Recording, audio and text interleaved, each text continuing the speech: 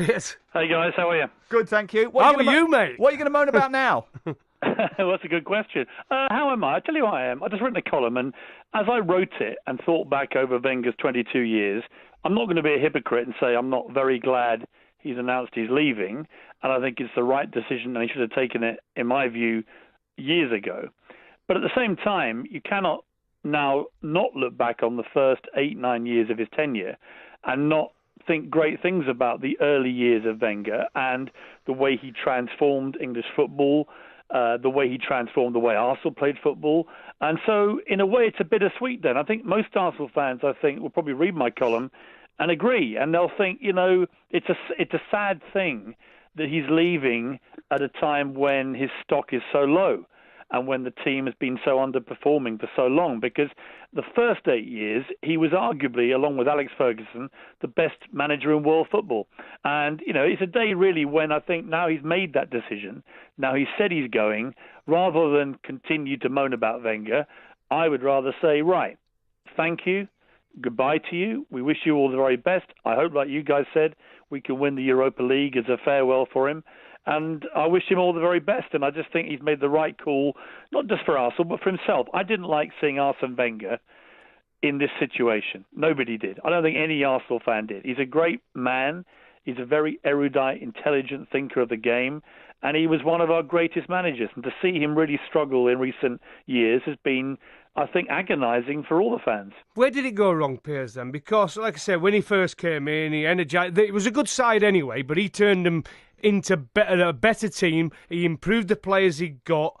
So he did work wonders. You mentioned that, those early years. But when did it start to go wrong, do you think, for Arsenal and Arsene Wenger? I think there were two pivotal things, really. One is he sold all the Invincibles within 18 months. Anyone who was over 30, he was refusing to offer them more than a one-year contract. I thought that was a catastrophically bad decision.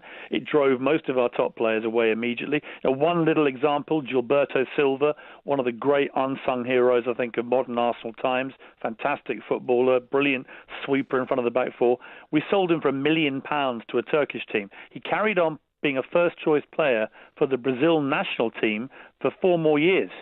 And that, to me, was endemic of Wenger's mindset, where he would not give these guys longer contracts, so they all left. Then we had the issue of the stadium. Now, the stadium, obviously we had to do this. Personally, I preferred Highbury, but I'm an old sentimentalist. I liked Highbury. I liked the proximity to the players. It was very intimidating for other teams and so on. But for the advancement of the club, you have to accept we had to move to a bigger stadium. But we haven't won the league since we left that stadium, since we left Highbury. Emirates has been like any other big, soulless, rather corporate entity. And in recent months particularly, it's been half empty, and it's been terrible, the atmosphere there. So the stadium, we were told, look, we've got to do this. It's going to take years, and we're going to be struggling to compete in that period. But we were told 4 years ago, the stadium's pretty well paid off. Now we're going to compete with the elite. And what happened? We got worse. Last year was Wenger's worst ever year. This year is even worse than last year. And in the end, the excuses ran out. So all the Arsenal fans who for years, when I would come on TalkSport and say, I think Wenger's done, and I've been saying it for 8 years, they kept telling me it's all going to come good. Jam tomorrow, jam tomorrow. There's never been jam tomorrow. 3 FA Cups, which is, I think by common consent now, a second-tier trophy in 14 years, is not a good enough return for a supposed big club where the fans pay the highest ticket prices in Europe.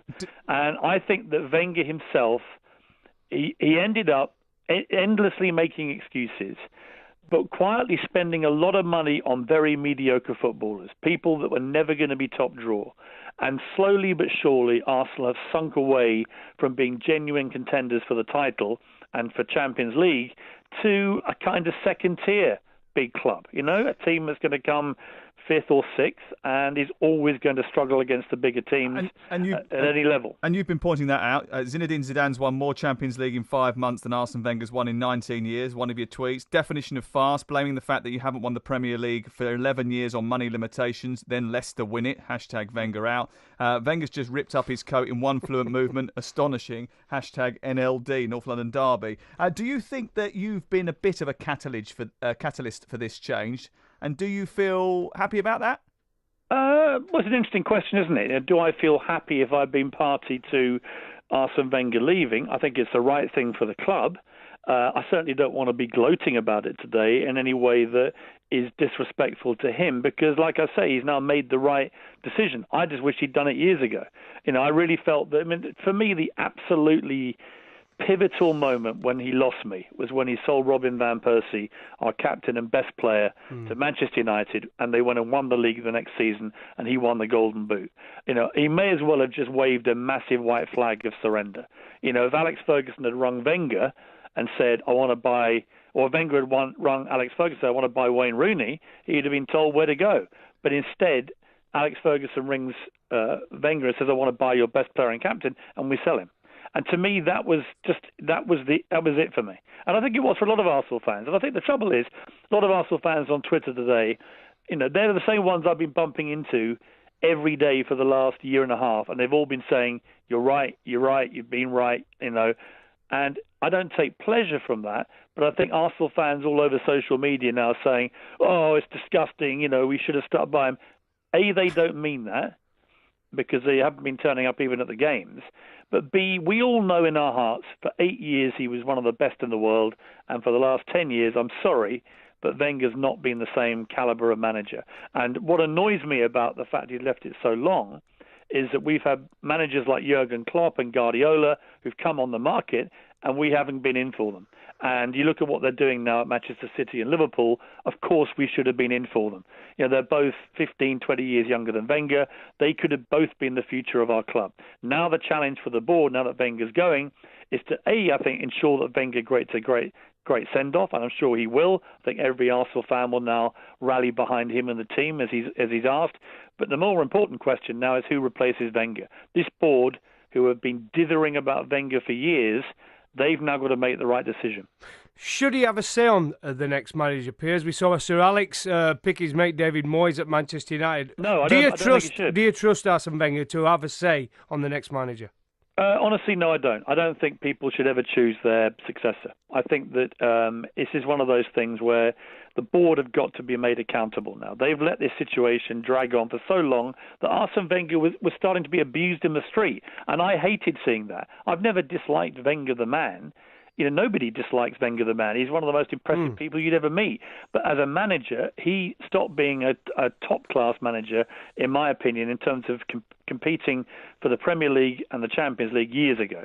And when we couldn't even beat Leicester in that miracle year for them, when all our big rivals fell away, you knew that Wenger was not the guy he used to be. So why would we now ask him to choose the successor? I think the board have to make a clean break with Wenger, give him a very respectful send-off, give him a lot of money, whatever his contract deserves and more. He deserves that. He'll go down in history as one of the great Arsenal managers, if not the greatest. But let's not pretend that not winning the league for 14 years for a club like Arsenal, after he'd won it 3 times in 8 years, has not been a very disappointing end to his tenure. I don't think you go to that guy, the new Wenger, the one of the last 10 years, and ask him to decide his successor. Should they build a statue of him outside the Emirates?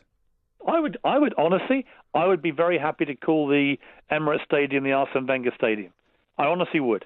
I don't think anyone's had a more transformative effect, with the possible exception of Herbert Chapman at the start of the 30s, when he really drove Arsenal, I think, into the top flight.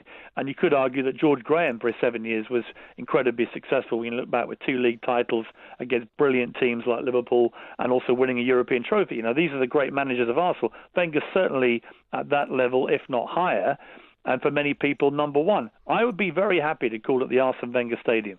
That would be a great way to, I think, honour the memory of a man who's been one of the great managers of in Premier League history and in English football history.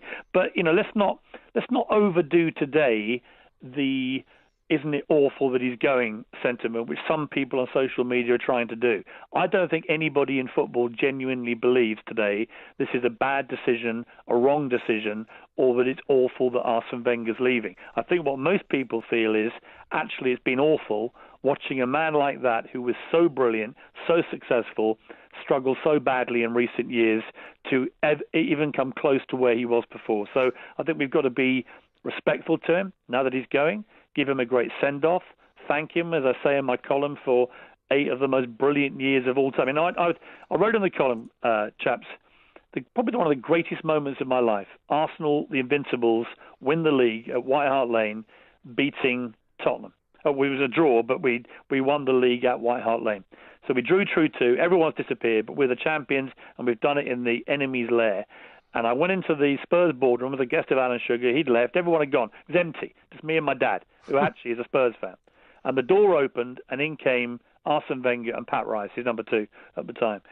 And I ordered the most expensive bottle of wine they had and put it on Lord Sugar's account. And then we sat down and we drank this wine for an hour, just the 4 of us. And listening to Wenger talking about Arsenal, about football, about this achievement, which he rated as his greatest, was one of the most brilliant hours of my entire life. And I couldn't have loved anyone more than I loved Arsene Wenger in that moment. But the Wenger, the manager today, is a world away from that man. And the man is the same. The manager, sadly, diminished over time. And sport, Darren, you know better than anybody what international sport is like, what competitive sport is like. You've seen the greats come and go over the years. Some leave it too late. Some retire at the best possible moment. I think Alex Ferguson got it right. He left after winning the league with not a great team, against the odds, you might say, and went on a massive high. But, I always say to people, the one stat to me which said it all, Alex Ferguson has won the Premier League 5 times since Arsene Wenger last won it, and he's been retired for 5 years. And his last one would have... In the end, that is a stat that should tell every Arsenal fan this is a long overdue decision. And Sir Alex's last one surprised everyone because that wasn't his greatest team, but he still managed to manage that team to win the title. Who picks up the pieces now, Piers?